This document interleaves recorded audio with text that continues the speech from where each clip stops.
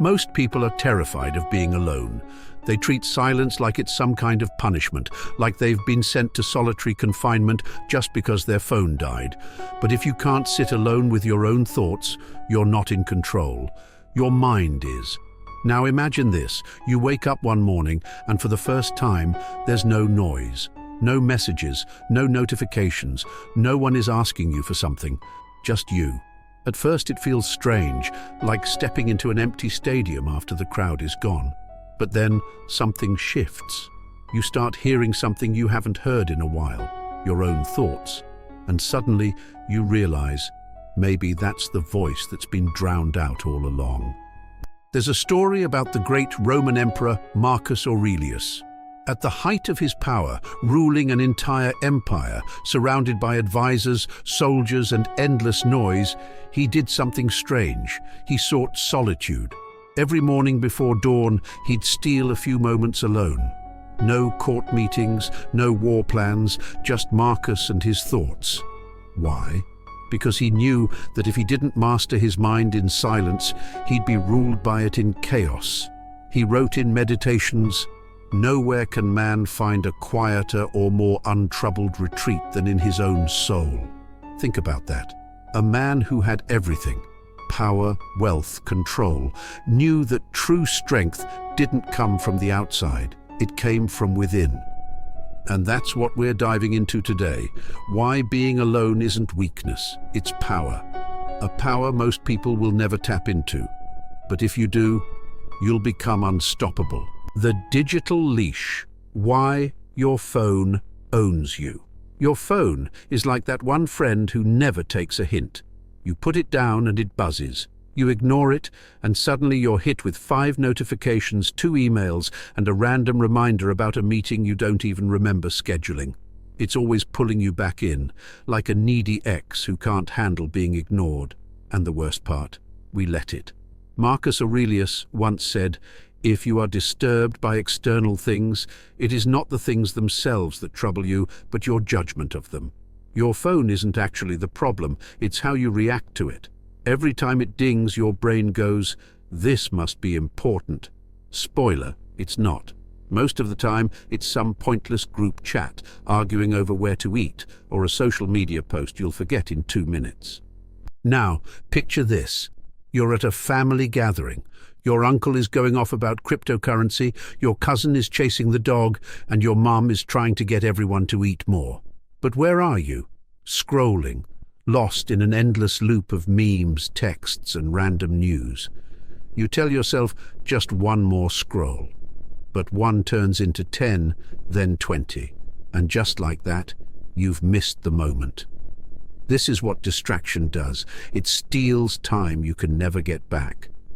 Stoicism teaches that attention is one of our most valuable assets. If you don't control it, something or someone else will. The fear of silence. Why we avoid being alone. Silence makes people uncomfortable.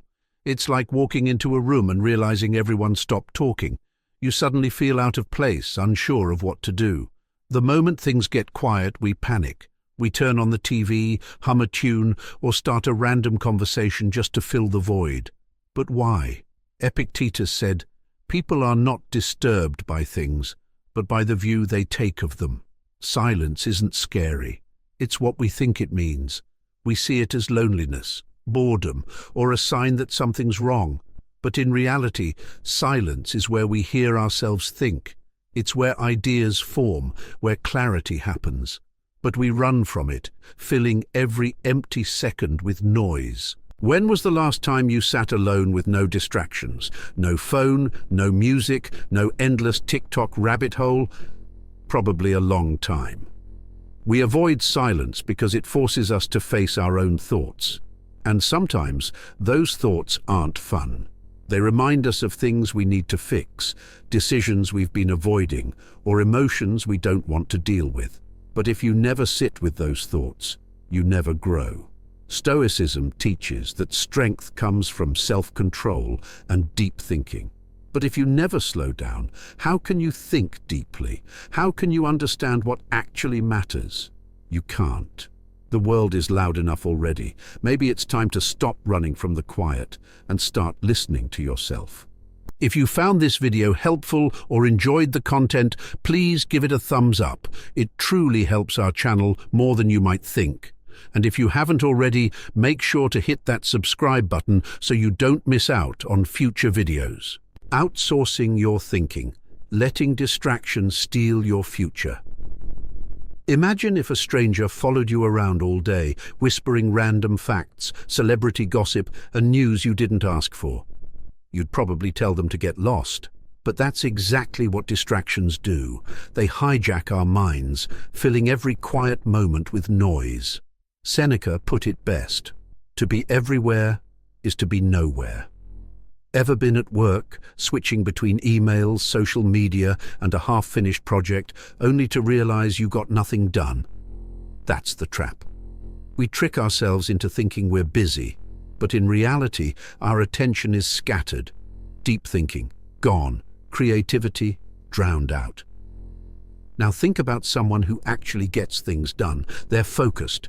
They don't chase every notification or open a million tabs. They commit to one thing at a time, and because of that, they make real progress. Stoicism teaches us to guard our minds, to decide where our attention goes instead of letting distractions control us. Your mind is your most powerful tool, but if you don't take charge of it, something else will. The Stoic power of doing absolutely nothing. Ever seen a cat just sit there staring at the wall like it's watching the meaning of life unfold? No stress, no rush, just pure presence. That cat isn't lazy. It's a Stoic genius. Seneca said, "We suffer more in imagination than in reality." And he wasn't kidding.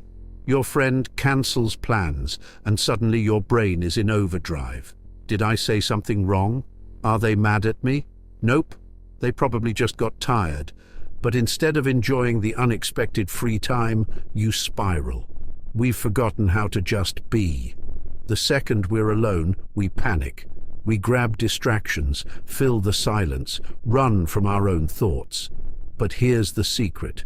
If you can sit with yourself, really sit, without needing to escape, you win. That's where clarity happens. That's where peace is. Stoics knew that stillness isn't wasted time. It's power. The mind resets, the noise fades, and in that space, you stop reacting and start understanding. So next time you get a moment of nothing, don't fight it. Own it. Why listening wins every battle. Ever been in a conversation where someone talks so much you start wondering if they even need to breathe? They just keep going, story after story, opinion after opinion, like they're afraid of silence. Meanwhile, there's always that one quiet person in the room, the one who barely speaks, but somehow knows everything. That's not an accident, that's strategy. Zeno of Citium said, "We have 2 ears and 1 mouth so we can listen twice as much as we speak." But most people do the opposite. They talk first, think later, if they even think at all. The real power? It's in the pause. In the moment where you let others speak while you absorb, analyze, and wait for the right time to respond. I've seen it happen in meetings, in arguments, even in friendships. The person who listens, not just to words but to what's really being said, always has the upper hand. They catch details others miss. They respond in a way that makes people listen to them. They don't waste words, so when they finally speak, it actually means something.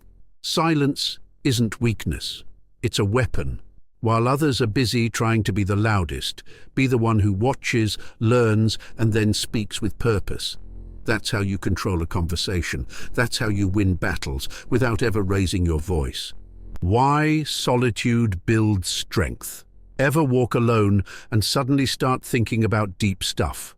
1 minute, you're just walking, and the next, you're questioning why time even exists. That's a Stoic moment right there. As I previously quoted Marcus Aurelius's Meditations, nowhere can man find a quieter or more untroubled retreat than in his own soul. But most people never get there because they never slow down. They fill every second with noise, talking, scrolling, checking, worrying. They never just sit with their thoughts. I used to think being alone was weird. If I wasn't texting someone or watching something, I felt like I was wasting time. But then I tried something different. I took a walk, no music, no distractions.